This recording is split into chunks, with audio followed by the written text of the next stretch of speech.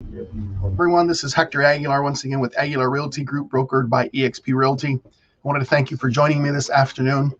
Today, I want to talk about a specific topic that I think is on everyone's minds, everyone at least that has children.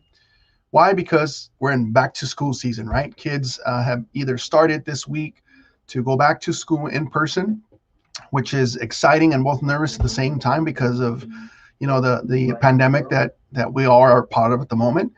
But it's also an opportunity to talk about how schools can impact the desirability and the values of homes, right?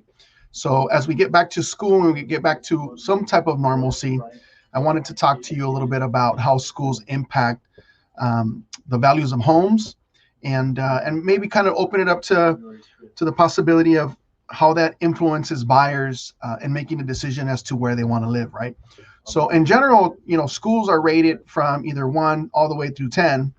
And you can find some great information on a website called greatschools.org. That's kind of like the resource I use, and it helps me understand, what the school ratings are in different markets that I serve, specifically like West Covina, La Puente, Baldwin Park, the communities of the Citrus Valley and in the East San Gabriel Valley, which I serve, and also the Inland Empire. So just kind of wanted to talk a little bit about how the school ratings impacts values on homes, right? And in today's day and age, we want to make sure that we provide the best education for our children that we can. And by doing so, we typically want to look at schools or communities that have ratings of at least, honestly, 8, 9, or 10, in some cases 7, right? But what happens typically is if you're looking into those ratings, typically you have a lot more competition as well. So I wanted to share a screen with you really quick, again, of my resource that I use here for schools. And I use greatschools.org to kind of find, the properties or the schools that are that interest me in the communities that I serve. And one of them is West Covina. And West Covina has kind of shares 2 school districts. We have the West Covina Unified School District, and we also have the Covina Unified, Covina Unified School District, which kind of shares parts of West Covina. And we can see here that there's a couple of schools in the Covina Unified School District, specifically South Hills, that is rated 8, which is above average, right? With 10 being best. South Hills is definitely a high school that is located within a community called South Hills, across the street from their golf club. Very high community, properties sell for right now upwards of 800, a million, million and a half, $2 million. And the more you want people, the more you want a higher rated school, chances are you're going to have way more buyers in the market that are looking to move to those communities. Why? Because it impacts their they're wanting to send their kids to better schools, right? So honestly, it does have a high impact. And I think that, families and parents that are looking to put their kids in good schools will look for the school ratings, and obviously it affects the desirability of the house. So what happens, if you're looking in an area where maybe the schools are a 5, 6, or 7, you may, as a family, want to avoid that because you want a higher rated school. So what happens? You have a smaller group of homes that are available to the market that are now being searched by more families, right? Because typically they want a 7, 8, or 9 rating on their school. So that's how the desirability impacts the value of the home, because the less homes that are available to the buyer market in those communities, and the more demand, well, it's just like anything else, right? Price and demand. The more demand, the higher the price. And that's kind of what we've been seeing, throughout the history about since school ratings started. In West Covina, we have, California Distinguished Schools. We have the Blue Ribbon schools. And so we have a lot of schools that are very sought after. And so because of that, West Covina tends to hold its value pretty well, because there's a lot of buyers that are looking to live in West Covina.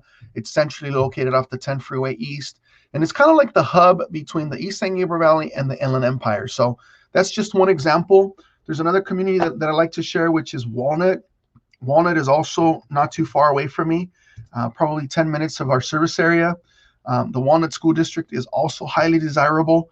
You have, homes that are also starting in the million, million and a half mark. And as you can see, just from the diagram here, we have a couple of schools that are actually rated 9 and 10s. So again, what does that do? as far as desirability, is more families are going to want to live in these communities simply because the schools are rated higher. And we do see that in the desirability of the properties and the prices of the homes that are selling. Walnut is an amazing community, very family oriented. It's in, near Mount Sac Community College. So not only is there, you know, uh, K through 12 education, but there's also a possibility of some junior college education locally in the valley there. So again, this is how, school ratings and the desire for higher rated schools impacts the desirability of the market. And the more you have a demand of buyers looking in those communities, the higher the price is going to be. Now, add that to the fact that inventory at the moment is a little tight. Well, then you have, two things going for you. You have, a lot of desirability with regards to, just wanting to buy a new home because of the pandemic. There's a big demand. Rates are still low. And now with back to school, you've got another pool of buyers that are really conscious about the schools that they want to put their kids through, and it impacts, the pool of available properties, and which increases the price. So I know Ben is joining us now. I know he was a little late because he was at an appointment, but Ben, I hope that kind of clarifies how the desirability and the school rating of the school really impacts the values of houses. Not sure if you have any questions or maybe something that you'd like to add to the conversation, but I just thought, because everyone is focused on back to school, that this would be a good topic, as a home buyer and home seller, understanding the school ratings in your community, how that impacts the values of your home. So I do have a question, Hector. go ahead, Ben. So let's just say prior to people going back to school, like all the people that were doing school at home, did you see that any effect to the market because kids had to stay home for school and all that stuff last year? That's a really good question, Ben. And the truth is that um, we didn't see a negative impact in those communities. Why?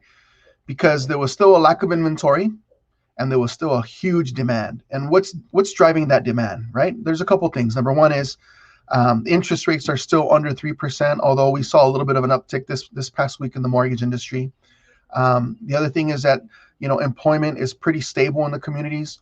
Number three is people that are living in apartments or condos or townhomes and have children, because of the pandemic, has pushed them to want to buy a property that has a little bit of a yard. They don't want to be cooped up in an apartment, right? So it didn't affect the desirability of those communities based on them having to stay home. On the contrary, I think it drove interest and demand into those communities, because now they're going from either townhome, condos, or apartments, and they want single family residences, right? So, now you have an increased demand, you have a reduced inventory, and just across the board, we're seeing inventories like under a month on the market, which means that we're in a super seller's market, right? Buyers are competing against each other. They're making 10, 15, 20 offers on property. They're not being successful. They're also having to overbid, and it's the market we're in, right? But I want people to walk away with one thing: is people shouldn't be so focused on the price they're paying for the property. They should be really more focused on the payment they're going to make, right? Is that payment within their budget? Is it a payment they can afford to make? Because the truth is that you and I see, lease opportunities all the time as well. We look at condos and single families, and rents are minimum. I want to say in our community somewhere between $2,400 and above. So, and you don't own it. So rather than pay $2,400 a month, why not stretch your budget to, like, say, $3,000 a month and buy your own house? You're building equity. You have tax advantages. You can deduct your mortgage interest and all the benefits that come with home ownership. So I don't think that the schools having to be at home last year negatively impacted. On the contrary, I think it drove more demand into the market. So good question, Ben. Any other questions you guys might have? Anybody in the audience? I don't know. But I even see a crazy thing happening again because the fact that people see they got a taste of how homeschooling is. I know a couple friends that are wanting to like homeschool their kids now, right, Hector? Mm-hmm. Right. And and yeah, like you said, if you're watching this and you're looking to upsize, your place or whatever, we would love the opportunity to help you out for sure. And I hope you guys got a lot of information out of this training. Thank you, Ben. I appreciate that's a great point. There's some families that have now decided to homeschool their kids, and so now they need more space. They might have been in a 3-bedroom, 2-bath, and now they need a 4-bedroom, 2-bath. They want a 4-bedroom and a family room, and they've got a ton of equity built in their property because prices have gone up. Now is probably the best time for you to sell your property and then move up. We've helped several families do that, always protecting their interests, making sure that they don't close on the sale of their home until they find a replacement property. That way they don't become homeless, right? We want to make sure that they have somewhere to go to. And we also manage the fact that we only want them to move once. We don't need them to move out of the property into an apartment or inconvenience themselves with storage, and just make that one jump into their new house. So great point, Ben. Once again, if you guys are looking to maybe grow a little bit, get a little bit more space in what you have, or you're in a townhome or condo, now is the best time to put your property on the market. And for buyers, I think that it's a great opportunity too, because now that people have kind of settled in to their places, and they're actually looking to maybe stop looking because school has started. There might be less competition in the market, and now we're starting to see that homes are taking a little bit longer to sell. Instead of selling in 3, 4, or 5 days, now they're taking 7 days, 10 days, 2 weeks. So we're starting to see a little bit of normalcy in the market that will kind of stabilize the market and give you, a buyer, an opportunity to make some offers on some really great homes. So once again, if you guys are in the market to buy or sell or maybe upgrade, please give us a call. We'd love to help. Ben and I and our team are ready to serve you. Once again, Hector Aguilar with Aguilar Realty Group, powered by eXp Realty. It's always a pleasure to give you guys some information and some value. And if you guys have any questions with reference to any other kind of real estate questions, please reach out.